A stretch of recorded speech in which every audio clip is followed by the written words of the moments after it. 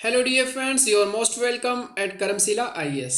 Dear friends, आज है date 26 अप्रैल 2020 और हम एनालिसिस करेंगे उन इम्पोर्टेंट न्यूज़ का जो हमारे यूपीएससी एंड स्टेट पीसीएस के लिए इम्पोर्टेंट है।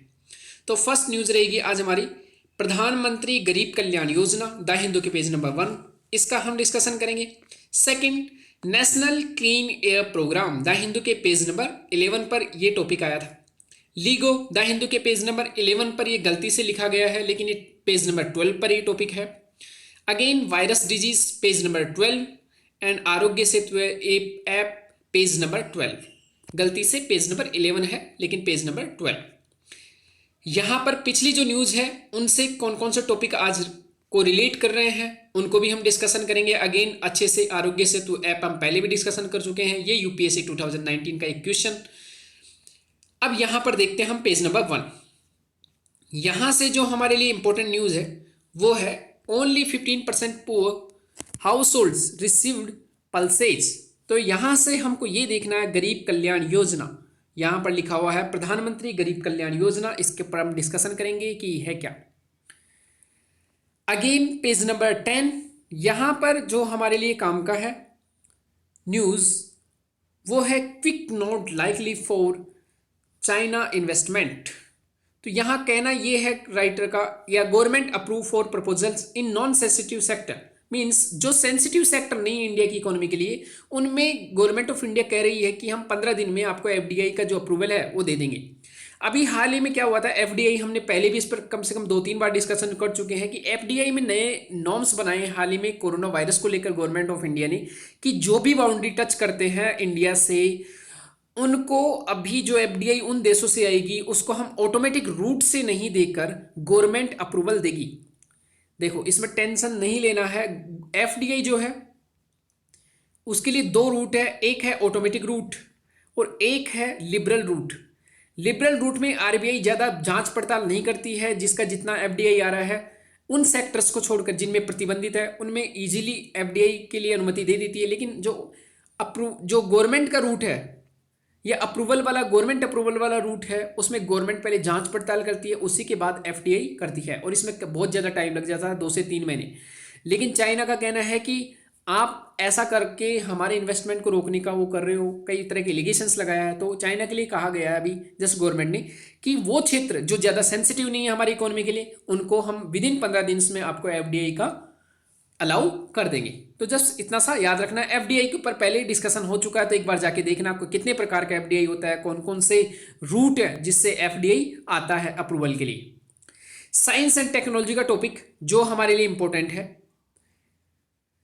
First merger of 2 black holes unequal masses detected. ये लीगो, यहां पर लीगो एक है और ब्लैक होल क्या होते हैं, ब्लैक होल से संबंधित हम थोड़ा सा देखेंगे कि यहां पर ग्रेविटेशनल वेव्स, इसके बारे में हम डिस्कशन करेंगे। 12th नंबर पेज जो है वहां से हमारे लिए इंपॉर्टेंट है, why pathogens travel in search of a host. यहां मैं थोड़ा सा बता देता हूं, why pathogen travel in search of pathogen, जो स्पेशली वायरस की यहां बात की जा रही है। तो जनरली क्या होता है कि वायरस, जंगलों में जितने भी जीव रहते हैं, वायरस की ये खासियत रहती है कि वो जीवित सेल्स पर अटैक करते हैं, तभी उनमें एक तरह से जीवन आता है। ये लिविंग एंड नॉन लिविंग, जीवित और अजीवित के बीच में क्या है, कनेक्टिंग लिंक है। अगर वायरस को लिविंग सेल्स नहीं मिलती है तो एक क्रिस्टलाइज रूप में रहते हैं, मीन्स मृत। लेकिन जैसे उनको कोई लिविंग सेल मिलती है तो वो एक्टिव हो जाते हैं, रेप्लिकेशन करना स्टार्ट करते हैं और अपनी बहुत सारी कॉपी बनाते हैं। और हो सकता है जैसे ही मनुष्य में वो एंटर करते हैं, बहुत सारी कॉपी बनाते हैं और मनुष्य में वो कई तरह की डिजीज भी उत्पन्न करते हैं। यहां पर कहने का है कि travel in search of host. Generally क्या होता है, जब जंगल में बहुत सारे वायरसेस से इन्फेक्टेड पशु रहते हैं, चाहे वो पिग हो, चाहे वो बैट्स हो या मंकीज हो, उनमें ये वायरस रहते हैं और बहुत दिनों से ये वायरस जब उनमें है तो वायरस के प्रति इन जीवों की सेल्स ने क्या कर लिया है, एक नेचुरल सिलेक्शन कर लिया है। साथ ही में एक रेजिस्टेंस जो है वो इन लोगों ने, मीन्स इन जानवरों ने एक प्राप्त कर ली है कई सालों, कई डिकेड्स के दौरान। अब हो क्या रहा है कि जैसे जैसे जंगल कम हो रहे हैं, ये सभी जीव मनुष्य की ज़्यादा कांटेक्ट में आ रहे हैं, जैसे ही मनुष्य के कांटेक्ट में आ रहे हैं, मनुष्य के लिए ये सभी वायरस नए हैं, वायरस के लिए मनुष्य नया है अभी इन पर्टिकुलर वायरस स्ट्रेन्स को लेकर। तो जब हमारे शरीर में ऐसे कोई प्रतिरोधक क्षमता है नहीं जो इन वायरसेस से संबंधित जो प्रोटीन बनती है उसको, उसके इन्फेक्शन को रोक सके, उसके जो नेगेटिव इन्फेक्शन है उनको रोक सके, इसीलिए why pathogens travel in search of new host. और ये नेचुरल सिलेक्शन का एक पार्ट है कि हर वायरस बार बार जब रेजिस्टेंस पावर उत्पन्न हो जाती है किसी पर्टिकुलर जीव में, तो हो सकता है वो नए स्ट्रेन बनाए और नई ऐसी सेल्स की खोज में हमेशा रहता है जहां पर वो ज़्यादा से ज़्यादा रेप्लिकेशन कर सके और नेचुरल सिलेक्शन कर सके।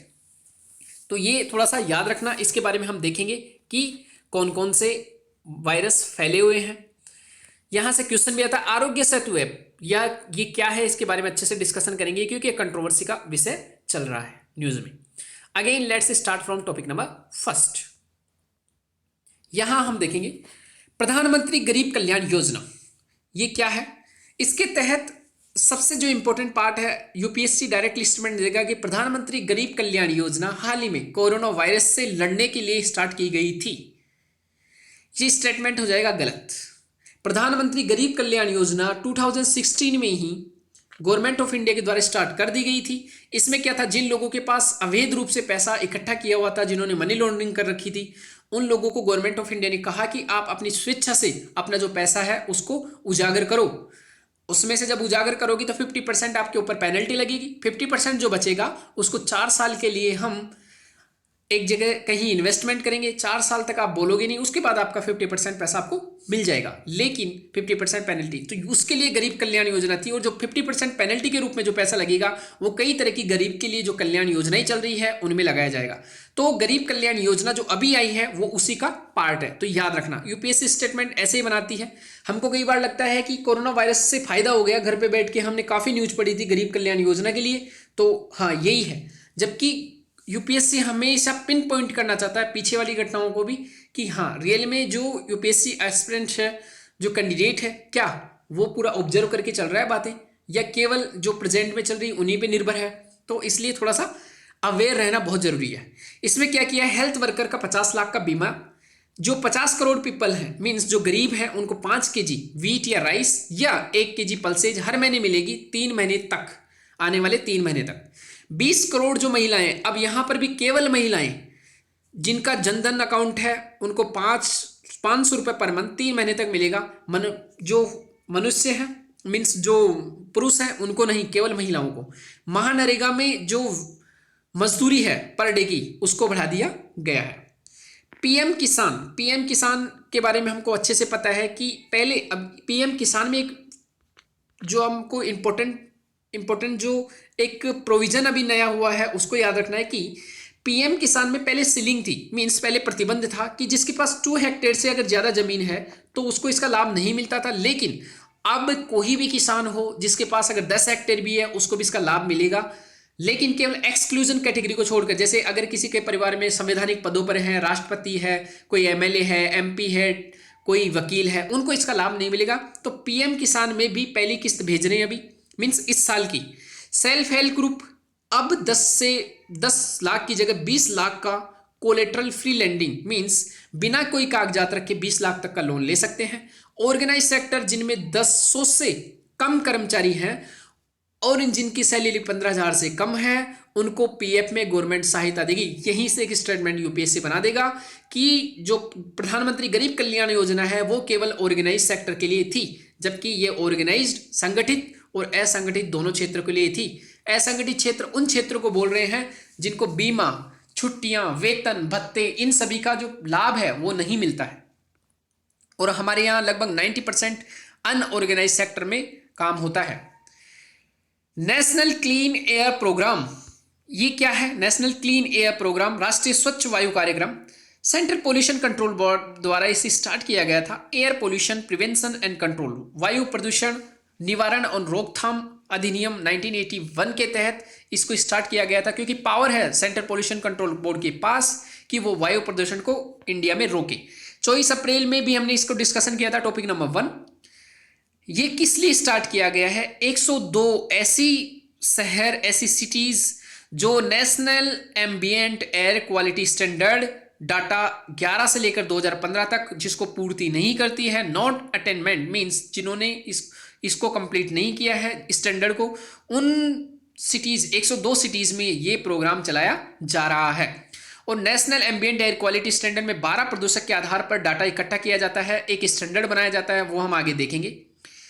इसमें क्या है, ये पहली बार इंडिया में वायु प्रदूषण को रोकने के लिए एक टाइम बाउंड मैनर में काम किया जाएगा। 2024 तक PM10 और PM2.5 केवल 2 प्रदूषक PM10 PM2.5 में 20 से 30% की कमी लाना, रिडक्शन करना है।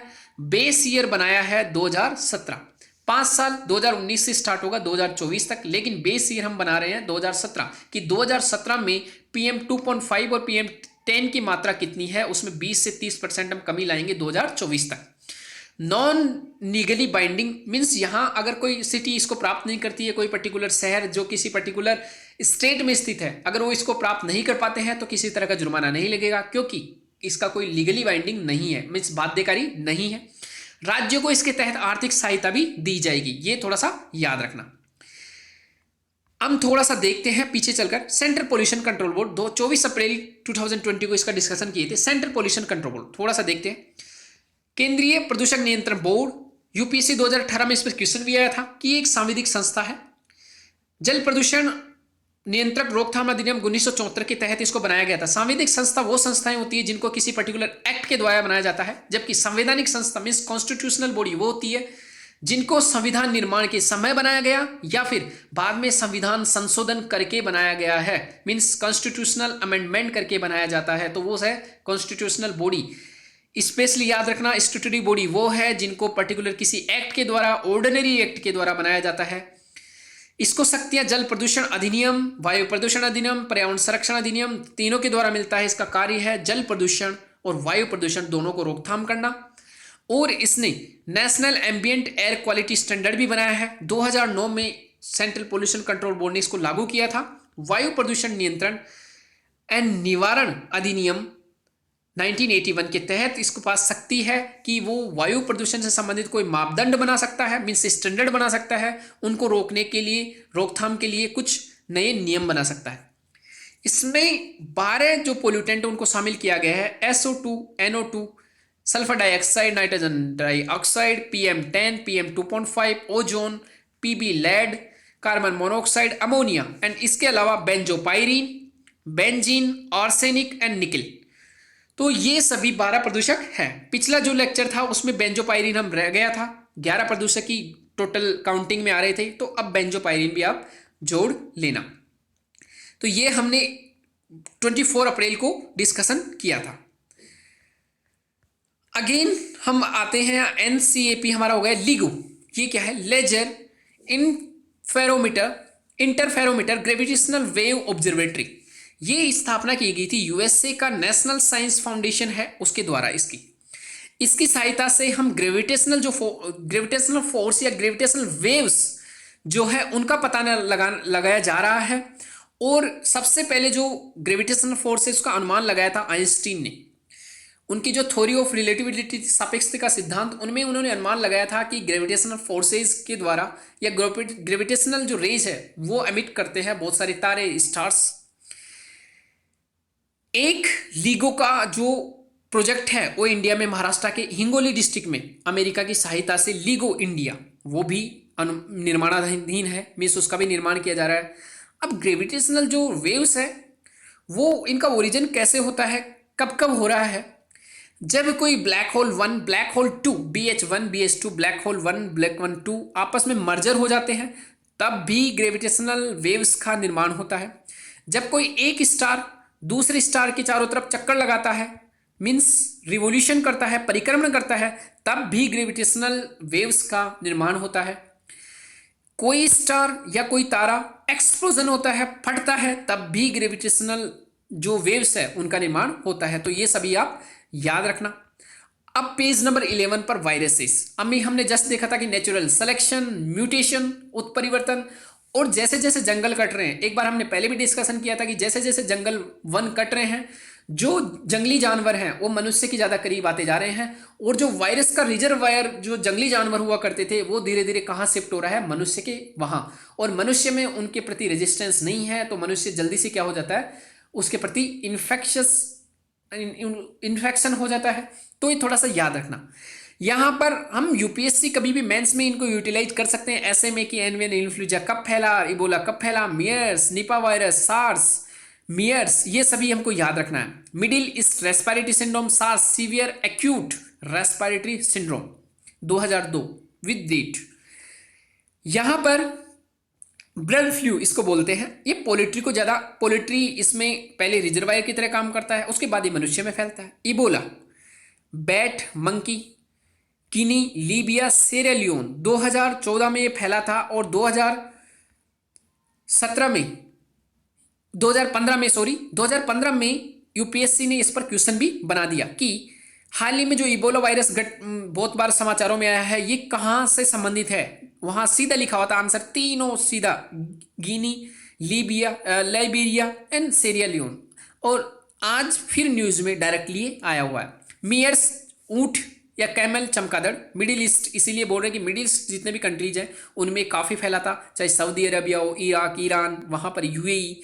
निपा वायरस सुअर मीन्स पिग एंड चमगादड़ इनमें रहता है, और सार्स बैट, कैट, और यहाँ से फिर ह्यूमन में ट्रांसमिशन इसका होता है। आरोग्य सेतु ऐप 11 लैंग्वेज में 21 अप्रैल को भी इस पर डिस्कशन किया था। डेवलप किसने किया इसको, national information centre, ministry of electronics and information technology. ये ट्रैक करेगा कोरोना वायरस इन्फेक्शन है उससे संबंधित लोगों को, और उससे बचाएगा भी। ब्लूटूथ और जेपीएस टेक्नोलॉजी इसमें उपयोग की जा रही है। अब हम देखते हैं आगे कि कोरोना वायरस से संबंधित यहाँ पर जो एक बार कि जितने एम्बिएंट एयर क्वालिटी स्टैंडर्ड है इसके बारे में हमने वैसे बात कर ली है कि जो टोटल 12 जो पोल्यूटेंट है उन सभी का ये पूरा लिस्ट है, वैसे हमने एनलिस्ट कर लिया है पहले। आरोग्य सेतु ऐप 21 अप्रैल को हमने पहले भी डिस्कशन किया था। ये क्या है, इसको लॉन्च किया है गवर्नमेंट ऑफ इंडिया ने। एक मोबाइल ऐप है, इसको पीपीपी मॉडल के द्वारा, पब्लिक प्राइवेट पार्टनरशिप मॉडल के द्वारा बनाया गया है, और ये ट्रैक करेगा कोविड-19 इन्फेक्शन को। इसमें टेक्नोलॉजी यूज की जा रही है Bluetooth, algorithm and artificial intelligence. तो यूपीएससी डायरेक्ट देखा कि इसमें ब्लूटूथ टेक्नोलॉजी उपयोग की जा रही है। हमको लगेगा कि ब्लूटूथ तो काफ़ी पुराना हो गया है, आजकल तो नई नई टेक्नोलॉजी आ रही है, तो वाईफाई आ गई है, लाईफाई आ गई, तो क्या जरूरत है ब्लूटूथ की, बट यहाँ पर उपयोग किया जा रहा है। तो थोड़ा सा कंसंट्रेशन बना के रखना। ये क्या करेगा, enable people to assess themselves the risk of their catching the corona virus infection. Means लोगों को ये पता करने में हेल्प करेगा कि कितनी उनकी चांसेज है कोरोना वायरस इन्फेक्शन हो, क्योंकि इसमें डाटा काफ़ी लोगों का रहेगा। आसपास जो और लोग हैं जो इन्फेक्शन हो गए उनसे पता रहेगा कि आपका कितना % चांसेज है। साथ में पर्सनल डाटा इसमें जो कलेक्ट किया जा रहा है वो एनक्रिप्टेड है, मीन्स किसी तरह का ब्रीच होने की टेंशन नहीं है कि आपका डाटा कहीं दुरुपयोग हो जाएगा, ऐसा नहीं है। जब गवर्नमेंट बोल रहा है तो गवर्नमेंट का कहना ही हम मानेंगे। 11 भाषाओं में उपलब्ध है और लोगों को कोरोना वायरस के संक्रमण में पकड़ने के जोखिम का आकलन करने में सक्षम बनाएगा, साथ ही में अवेयरनेस भी देगा। अब क्वेश्चन है 2019 यूपीएससी 2019 का क्वेश्चन, इसी साल का। Recently scientist observe the merger of Gantt black holes billions of light years away from the earth. Means कई प्रकाश वर्ष दूर दो ब्लैक होल्स का विलय अभी साइंटिस्ट ने ऑब्जर्व किया है। और व्हाट इज द सिग्निफिकेंस, इस जो मर्जर हुआ है, विलय हुआ है, इसका क्या हमारे लिए इंपॉर्टेंस है, ये राइट कहना है, क्वेश्चन का पूछना है कि इसका क्या इंपॉर्टेंस रहेगा। तो यहां पर क्या है, first option Higgs boson particle were detected. Means Higgs boson को हम डिटेक्ट कर पाएंगे, उनको पता कर पाएंगे। ग्रेविटेशनल वेव वर डिटेक्टेड, जो गुरुत्वीय तरंगे हैं उनको डिटेक्ट कर पाएंगे। पॉसिबिलिटी ऑफ इंटर गैलेक्सियल या galactic space travel through worm hole was confirmed. Means जो अंतरा मंदाकिनी है, यहां पर हिंदी लैंग्वेज में इसका ट्रांसलेशन इतना गंदा था इसलिए मुझे इंग्लिश में लेना पड़ा। It enabled the scientist to understand singularity. यहां हमने कभी सिंगुलरिटी नहीं सुना है। वार्म होल क्या होता है we don't know, but Higgs boson हम सुने हुए हैं। यहां पर बोसोन, यहां पर जो ग्रेविटेशनल वेव है हमने जस्ट पढ़ा है कि ब्लैक होल का मर्जर, उस टाइम काफी न्यूज में रहा था, black hole and gravitational waves. तो यहां पर जो आंसर था वो क्या हो गया था, ग्रेविटेशनल वेव्स। और लिगो अभी हमने जस्ट पढ़ा है, उस टाइम काफी न्यूज में रहा था, क्योंकि दो ब्लैक होल जिसको हॉरेंट इवेंट होराइजन टेलीस्कोप के द्वारा ऑब्जर्व किया गया था, इसलिए काफी न्यूज में रहा था। तो माय डियर फ्रेंड्स, इस टाइप से कई बार यूपीएससी स्टेटमेंट्स बना देती है, और जो करंट में कई बार टॉपिक्स रहते हैं वहां से डायरेक्टली क्वेश्चंस पूछ लिए जाते हैं। तो my dear friends, thank you very much for today's the Hindu analysis.